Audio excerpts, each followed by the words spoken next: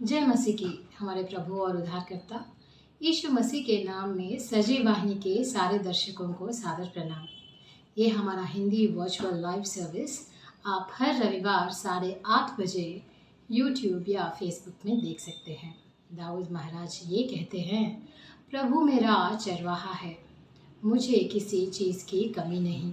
चलिए इसी विश्वास के साथ कि प्रभु हमारी हर ज़रूरत को जानते हैं और पूरी करने की सामर्थ्य रखते हैं, हम सब मिलके कुछ गीतों से इस प्रभु की स्तुति आराधना करें और प्रार्थना करें कि उनके वचनों में आज कुछ हम नया सीखें।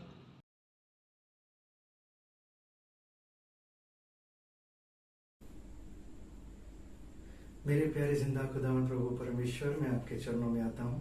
प्रभु जी, आपका बहुत बहुत धन्यवाद। प्रभु जी, आपने मुझे फिर एक और मौका दिया और एक दिन मेरी ज़िंदगी में दिया ताकि मैं आज आपके चरणों में आ पाऊँ। प्रभु जी, आज के दिन प्रभु जी, आज के शाम प्रभु जी, ऑनलाइन सेशन को आपके हाथों में सौंपते हैं। प्रभु जी, हम चाहते हैं आप हमसे बात करें, हम चाहते हैं कि हम आपकी स्तुति करें, आराधना करें। प्रभु जी, आज के समय के लिए आपको बहुत बहुत धन्यवाद। आज जो भी मैसेज और मिनिस्ट्री हो रहा है प्रभु जी, जो भी सुन रहे हैं प्रभु जी, उनसे आप बात करिएगा। और हर गाने में प्रभु जी, जो भी गाना गाया जा रहा है प्रभु जी, उससे आपकी स्तुति हो, आपकी आराधना हो। आप हमें बचाए रखिए प्रभु जी। पिछले हफ्ते आपने हमें बचाए रखा, आपका बहुत बहुत धन्यवाद। आने वाले हफ्ते को आपके हाथों पे सौंपते हुए, हमारी जिंदगी को प्रभु जी आपके हाथों में रखते हुए, ये छोटी सी प्रार्थना सुनने के लिए धन्यवाद। यीशु मसीह के नाम पे मांगते हैं, आमीन आमीन आमीन।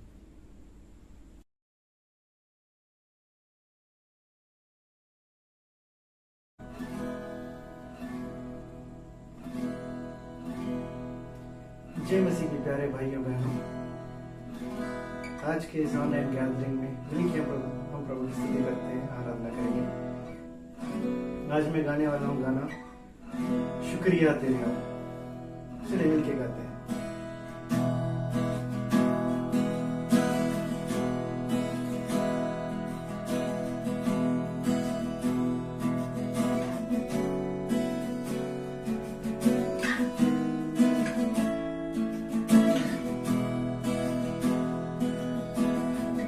दे सकता हूँ, क्या ला सकता हूँ, कहता तुझे बस शुक्रिया।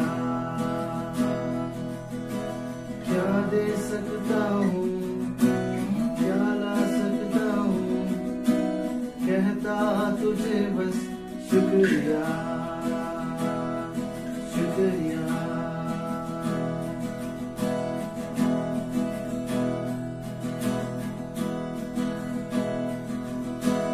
तुझ में ही मेरी सुबह, तुझ में ही हर शाम, तुझसे ही करता शुरू हर कोई काम। शुक्रिया करता हूँ मैं देख तेरा नाम, आदर और धन्यवाद आज तेरे नाम। शुक्रिया शुक्रिया शुक्रिया तेरा, शुक्रिया शुक्रिया शुक्रिया यीशु तेरा।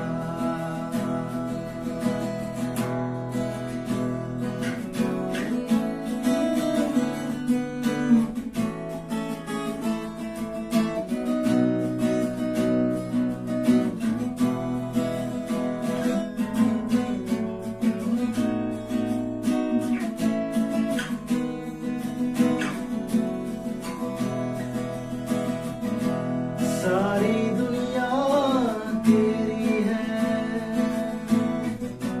सब कुछ तूने बनाया है,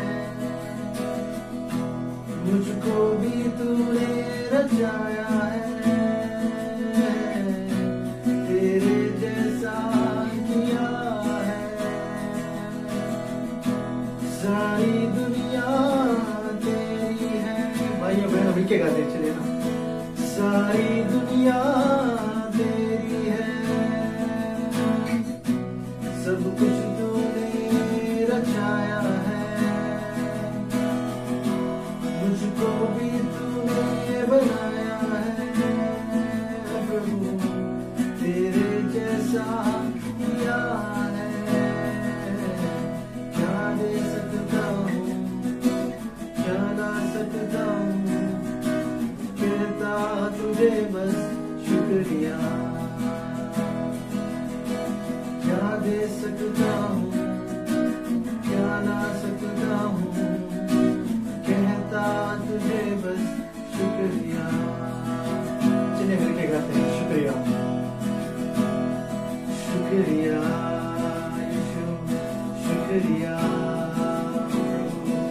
शुक्रिया खुदावन यीशु, शुक्रिया मेरे प्रभु, शुक्रिया शुक्रिया प्रभु, शुक्रिया यीशु मेरे, शुक्रिया शुक्रिया शुक्रिया शुक्रिया तेरा, शुक्रिया शुक्रिया शुक्रिया यीशु तेरा।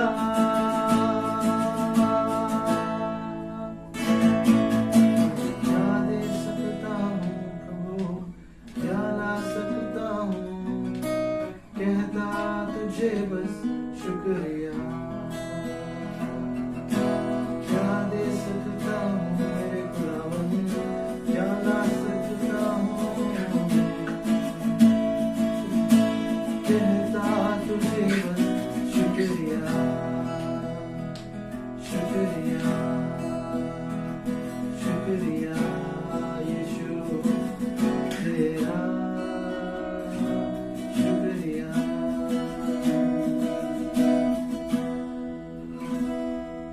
जय मसीह।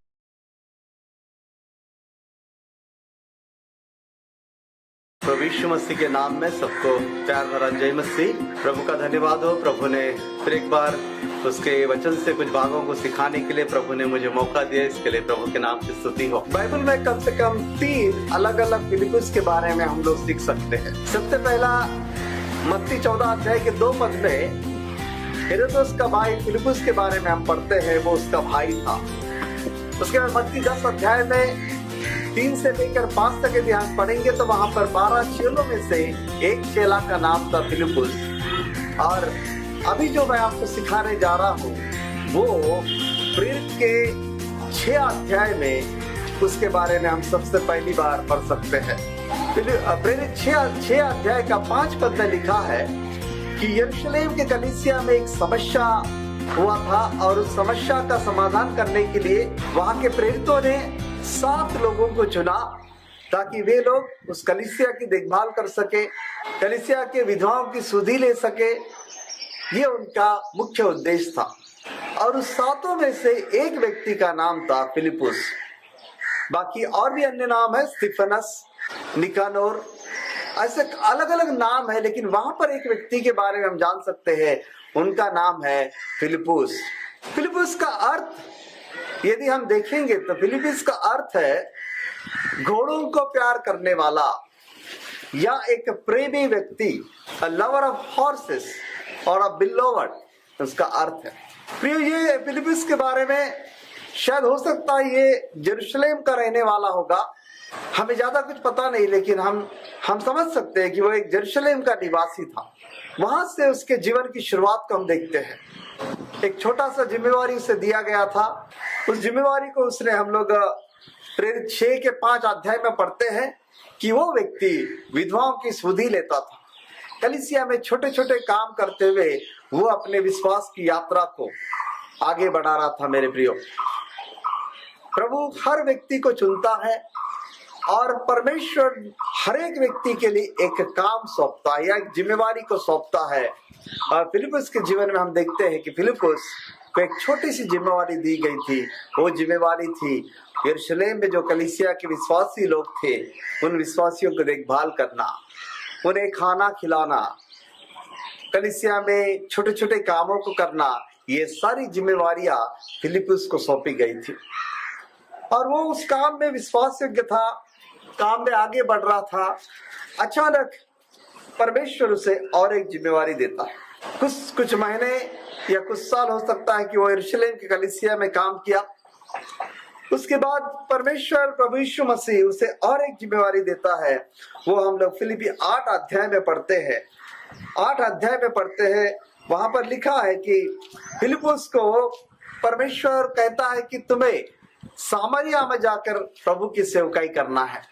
यरूशलेम में सब कुछ था, लेकिन सामरिया एक छोटा सा गांव, सामरिया में जो लोग रहते थे वो छोटे जाति के या यहूदी लोग उन्हें तुच्छ नजर से देखने वाला एक सामरी नाम का झुंड था और परमेश्वर ने 8 अध्याय में लिखा है, प्रेरित 8 अध्याय में परमेश्वर ने उसे सामरी जाकर वहां पर सेवकाई करने के लिए परमेश्वर ने कहा।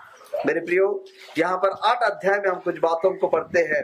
8 का 4 पद में लिखा है कि 8 के 4 पद में लिखा है, जो चित्तर बित्तर हुए थे वे सुसमाचार सुनाते हुए फिरे और फिलिप्पुस सामरी नगर में जाकर लोगों को मसीह का प्रचार करने लगा। यहाँ पर हम देखते हैं कि यीशु मसीह का सुसमाचार लेकर फिलिप्पुस सामरी नगर में गया, एक छोटा सा गांव। लेकिन हम उस 7 और 8 पद में पढ़ते हैं कि फिलिप्पुस के प्रचार के द्वारा, उसके गवाही के द्वारा अनेक लोग प्रभु यीशु मसीह को विश्वास किए। और वहां पर 8 के 8 में लिखा है, उस शहर में बहुत बड़ा आनंद छाया। फिलिप्पुस के जीवन से उस गांव में एक बहुत बड़ा आनंद छाया और वहां के सारे लोग काफी खुश और आत्मिक रीति से बलवंत होते गए। आप जहां कहीं भी है, प्रभु के लिए जीना हमारा उत्तरदायित्व और जिम्मेवारी बनता है। प्रभु चाहे छोटा काम दे या बड़ा काम दे, हमारा काम है छोटे बातों में विश्वास योग्य रहकर प्रभु के लिए जीना। यरूशलेम में एक छोटा सा काम उसे मिला था। उस काम को उसने इनकार नहीं किया, उस काम को उसने नकार नहीं किया, लेकिन उस छोटे से काम को बड़े विश्वास योग्यता के साथ उस काम को करते गया। आज हो सकता है प्रभु आपको अलग अलग जगह में प्रभु ने रखा होगा। आपकी कलीसिया में आप जहां कहीं भी है, वहां पर विश्वास योग्य बनकर रहना हमारा काम है। तो पहला जीवन फिलिप्पुस का जीवन यरूशलेम में शुरू हुआ, वहां पर वो विश्वास योग्य बनकर रहा। दूसरा काम परमेश्वर ने उसे सौंपा है सामरिया में, छोटा सा गांव। वहां पर प्रभु के सुसमाचार को उसने सुनाया। सब कुछ ठीक चलता रहा। सामरिया के बहुत से लोग विश्वास में आए और उस गांव में बहुत आनंद छाया हुआ था। लोग सारे फिलिप्पुस को चाहते थे। यहाँ पर 8 के 8 पद में हम लोग पढ़ते हैं, और उस नगर में बड़ा आनंद छा गया। उस नगर में बड़ा आनंद छा गया। ऐसे समय में अचानक एक दिन हम 8 के 14 पद 26 पद में पढ़ते हैं।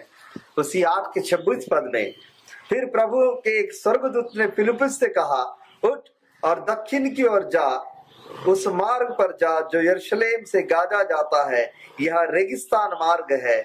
वह उठकर चल दिया और देखो, कुछ देश का एक मनुष्य आ रहा था जो खोजा था और मंत्री और खजांची था।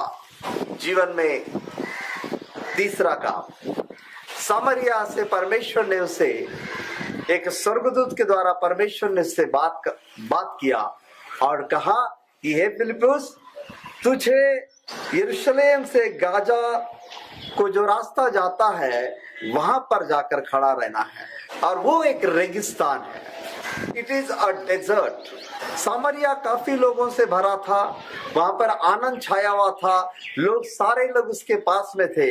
लेकिन परमेश्वर अचानक उसे कहता है कि तू सामरिया को छोड़कर गाजा की ओर जाना है, जो एक रेगिस्तान है।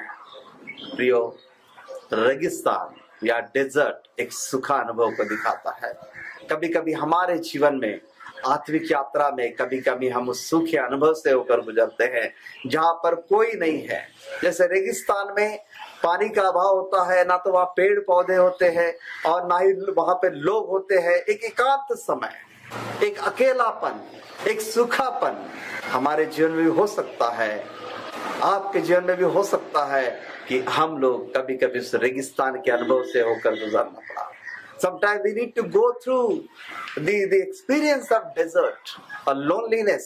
प्रियो, एक बात याद रखना है, परमेश्वर जो कुछ भी हमारे जीवन में करता है उसका एक उद्देश्य है। चाहे वो रेगिस्तान हो, चाहे वो हरियाली हो, चाहे वो पहाड़ हो, चट्टान हो, नदी हो, नाला हो, परमेश्वर का उद्देश्य हमारे जीवन में वो पूरा करता है। मेरे प्रियो, फिलिप्पुस तुरंत उठकर सामरिया से उस रेगिस्तान की ओर चला।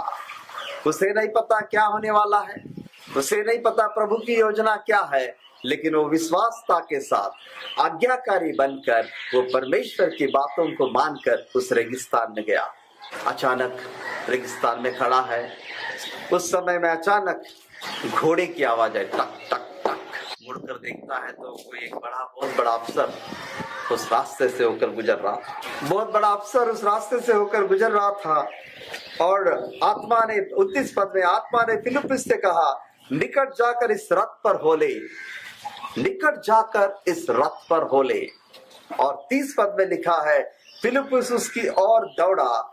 उस देश का राजा के घर में काम करने वाला एक आर्थिक मंत्री या फाइनेंस मिनिस्टर, काफी बड़े पद का एक व्यक्ति रथ में होकर यात्रा कर रहा था। उन दिनों में रथ ही बड़े बड़े लोग, राजा रानी लोग इस्तेमाल करने वाला एक बहुत बड़ा रथ में होकर वो यात्रा कर रहा था। और फिलिप्पुस ने देखा कि वो यशायाह की किताब को पढ़ रहा है। फिलिप्पुस ने देखा कि वो यशायाह की किताब पढ़ रहा है। और हम लोग यहाँ देख सकते हैं, फिलिप्पुस ने उससे पूछा, सर जो तू पढ़ रहा है क्या उसे तू समझता भी है? जो कुछ तू पढ़ रहा है क्या उसे तू समझ पा रहा है? उस खजांची ने कहा, जब तक मुझे कोई ना समझाए मैं इस बात को कैसे समझूं? और तुरंत वहां पर हम पढ़ते हैं कि जब तक कोई मुझे ना समझाए मैं कैसे समझूं? और उसने फिलिप्पुस से विनती करके कहा, चढ़कर मेरे पास बैठ, चढ़कर मेरे पास बैठ। एक हाई रैंकिंग ऑफिसर के रथ में बैठने का मौका फिलिप्पुस को मिला। उसके कारण क्या है पता? वो एक आज्ञाकारी व्यक्ति था। वो परमेश्वर के बातों को मानने वाला व्यक्ति था। चाहे वो रेगिस्तान हो, चाहे वो हरियाली हो, चाहे वो कोई भी समस्या की ना हो, उस रेगिस्तान के अनुभव में वो व्यक्ति परमेश्वर के बातों को उसने माना। और परमेश्वर ने उसे उस खजांची के साथ, उस आर्थिक मंत्री के साथ यात्रा करने का मौका दिया। मेरे प्रियो, जब हम परमेश्वर के लिए विश्वास योग्य बनकर खड़े होते हैं, जब हम प्रभु के बातों को मानते हैं, जब प्रभु के लिए हम लोग आगे बढ़ते हैं, तो प्रभु हमें ऊंची ऊंची चट्टानों पर प्रभु हमें खड़ा कर सकता है। प्रभु हमें आशीष का कारण बना सकता है। प्रियो, उस खजांची के साथ, उस फाइनेंस मिनिस्टर के साथ बातें करने लगा। धीरे धीरे उसने प्रभु यीशु मसीह के सुसमाचार को सुनाया। उस यशायाह नबी की किताब को जब पढ़ रहा था, उस किताब में क्या लिखा इस बात को उन्होंने समझाया। और उन्होंने उस फाइनेंशियल ऑफिसर ने, उस आर्थिक मंत्री ने प्रभु यीशु मसीह को ग्रहण किया। जाते जाते इस खजांची ने, इस अधिकारी ने पानी को देखा और फिलिप से कहा, फिलिप क्या मैं बपतिस्म ले सकता हूँ? क्या मैं बपतिस्म ले सकता हूँ? तो फिलिप्पुस ने कहा, यदि 37 वर्ष, फिलिप्पुस ने उनसे कहा, यदि तू सारे मन से विश्वास करता है तो तू ले सकता है। तुरंत फिलिप्पुस और वो अधिकारी, वो अफसर पानी में उतरे और फिलिप्पुस ने उस व्यक्ति को, उस अफसर को उसी घड़ी उन्होंने बपतिस्मा दिया। क्या ही बड़ा सौभाग्य। फिलिप्पुस ने कभी सोचा भी नहीं था होगा कि एक बहुत बड़े अफसर को, एक मंत्री को वो बपतिस्मा देगा। उसके बाद वो अफसर, वो खजांची वहां से निकल गया, क्योंकि वो मिस्र देश का था, वो कूश देश का था, वो निकल गया। और वहां से हम एक बात को पढ़ते हैं कि अफ्रीका देश में सबसे पहला विश्वासी ये खजांची था। अफ्रीका देश में इसी व्यक्ति के द्वारा सुसमाचार पहुंचा। अफ्रीका देश का पहला व्यक्ति को प्रभु में लाने वाला फिलिप्पुस था। फिलिप्पुस ने कभी सोचा भी नहीं, लेकिन परमेश्वर ने उसके लिए बहुत बड़े अद्भुत और महान काम किए। प्रिय मित्रों, आज मैं प्रभु के वचन से आपको चेतावनी देना चाहता हूँ, आपको उत्साह दिलाना चाहता हूँ कि प्रभु आपको कभी नहीं छोड़ेगा। आप किसी भी परिस्थिति में क्यों ना हो, जब हम आज्ञाकारी और विश्वास योग्य बनकर प्रभु के बातों को मानकर चलेंगे, प्रभु ऊंचाइयों पर रखेगा। यह तीसरा काम हम फिलिप्पुस के जीवन से देखते हैं। यरूशलेम में उसका काम, सामरिया में उसका काम और रेगिस्तान में भी उसके काम को हमने देखा। एक बात यहाँ पर गौर की, जैसे ही बपतिस्मा लेने के बाद परमेश्वर के आत्मा ने फिलिप्पुस को वहां से उठा लिया और खोजा के साथ फिर से उसकी मुलाकात ना हुई। क्या कारण था? क्यों तुरंत परमेश्वर के आत्मा ने फिलिप्पुस को क्यों उठा लिया? हो सकता है फिलिप्पुस को उस खजांची के साथ या उस अफसर के साथ जाने की इच्छा हुई होगी, या हो सकता है उस अफसर ने वहां पर आने के लिए उसे मजबूर किया होगा, या उसने कहा होगा कि तुम आओ, मैं आपके लिए सब कुछ दूंगा, आप आकर वहां पर सेवकाई कीजिए, मैं आपके लिए गाड़ी बंगला सब कुछ दे दूंगा। लेकिन परमेश्वर की इच्छा कुछ और है। परमेश्वर की इच्छा, प्रभु यीशु की इच्छा कुछ और है। और प्रभु यीशु चाहता है कि उसका जीवन और किसी के लिए आशीष का कारण बने। कई बार हम भी सोचते हैं कि ऐसा होने से ठीक होगा, इस तरह होने से ठीक होगा, इस तरह यहाँ जाने से ठीक होगा। लेकिन प्रभु अपनी योजनाओं को उसके इच्छा के अनुसार उसके समय में और करता है, और वो जो कुछ भी करता है बड़ा अच्छा करता है। फिलिप्पुस वहां से आत्मा ने उसे उठाकर ले गया, और वो असदोत और कहीं और जगह में सुसमाचार सुनाते हुए, लोगों को प्रभु के बारे में प्रचार करते हुए आखिरी में वो कैसरिया नाम की जगह में आकर रुक गया। फिलिप्पी 9-8 अध्याय से लेकर 20 अध्याय तक अब हम फिलिप्पुस के बारे में नहीं पढ़ते। फिलिप्पुस को क्या हुआ, कहाँ गया, क्या किया, ये सब कुछ नहीं पता। लेकिन सिर्फ एक बात को जानते हैं कि वो जगह जगह में सुसमाचार सुनाते हुए चल फिरा। लेकिन हम लोग अच्छी बात पढ़ते हैं, वहां पर प्रेरित 21 के 8 पद में लिखा है। 8 पद पढ़कर मैं अपने वचन को यहाँ रखना चाहता हूँ। 21 के 8 पद में लिखा है, दूसरे दिन हम वहां से चलकर कैसरिया आए। फिलिप्पुस सुसमाचार प्रचारक के घर में, जो 7 में से एक था, जाकर उसके यहाँ रहे। उसकी 4 कुंवारी पुत्रियां थी जो भविष्यवाणी करती थी। जब हम वहां बहुत दिन रह चुके, एक बार गौर कीजिए, यरूशलेम में अकेला ही था, सामरिया में अकेला ही था, रेगिस्तान में ही अकेला ही था। लेकिन वहां से निकलने के बाद जो वो कैसरिया आया, वहां पर हम एक बात को देख सकते हैं। We see the settlement of his life। हम वहां पर उसके परिवार को, उसके बच्चों को, सब कुछ हम देख सकते हैं। पहली बात, जब 21 अध्याय के 8 पद में हम पढ़ते हैं तो वहां पर हम देखते हैं कि फिलिप्पुस की शादी हुई है। उसके 4 कुंवारी बेटियां थी जो भविष्यवाणी करती थी, जो प्रभु के डर और भय में चलने वाली लड़कियां थी।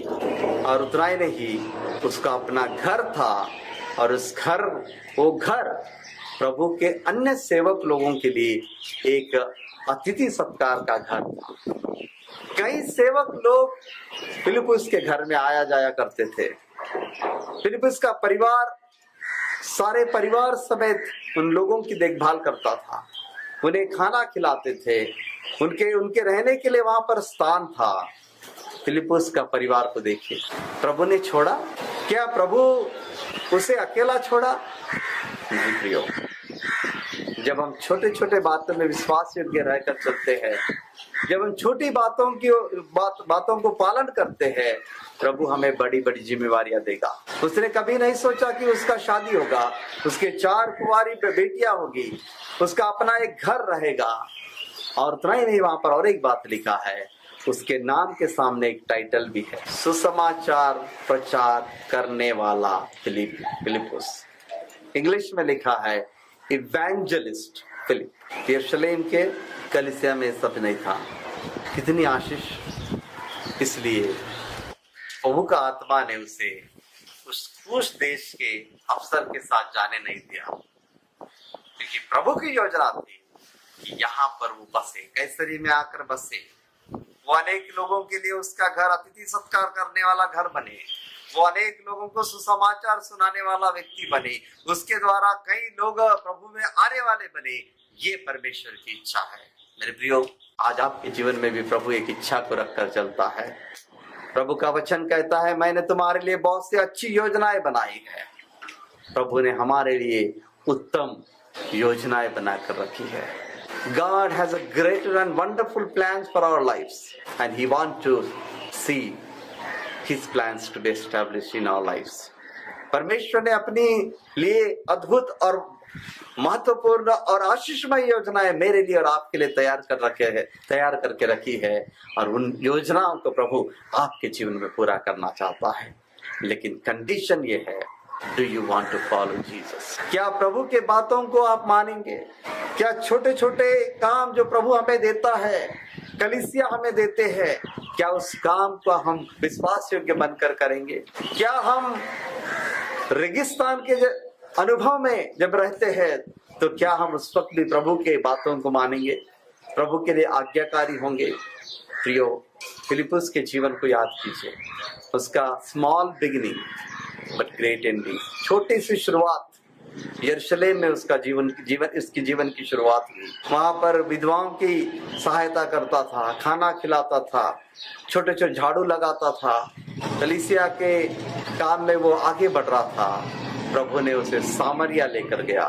सामरिया के उस छोटे से झुंड को, उस अछूत लोगों के बीच में उसने प्रभु की सेवकाई की। उसके जीवन के द्वारा एक बहुत बड़ा आनंद छा गया। उसके बाद परमेश्वर ने वहां से उठाकर उसे रेगिस्तान में ले गया, और वहां पर रेगिस्तान में भी परमेश्वर ने उसे इतनी आशीष दी कि इस अफ्रीका देश में सुसमाचार सुनाने वाला पहला व्यक्ति फिलिपुस था। आज भी इतिहास के पन्नों को पलट कर पढ़ेंगे तो वहां पर फिलिपुस का नाम लिखा जाएगा। मेरे प्रियो, अफ्रीका देश में सुसमाचार को ले जाने वाला पहला व्यक्ति फिलिपुस था। आखिरी में हम 21 अध्याय में पढ़ते हैं, कैसरिया में उसका जीवन, परमेश्वर ने उसे वहां पर सेटल किया, वहां पर वो स्थायी हुआ। उसे सुसमाचार प्रचारक का दर्जा प्रभु ने दिया। उसका शादी हुआ, उसकी अपनी बेटियां थी, उसका अपना घर था, और वो घर प्रभु के लोगों के लिए था। प्रियो, आइए मेरे प्रियो, यदि आप किसी भी परिस्थिति में क्यों ना हो, be faithful in the Lord, विश्वास योग्य बनकर प्रभु जो काम सौंपता है उस काम को करने में आप आगे बढ़िए। प्रभु आपके जीवन को बनाएगा। जब आप प्रभु के बातों को मानेंगे, प्रभु आपके और आपके बच्चों के जीवन को बनाएगा। प्रभु इन वचनों से आप सबको आशीष दे। जय मसीह।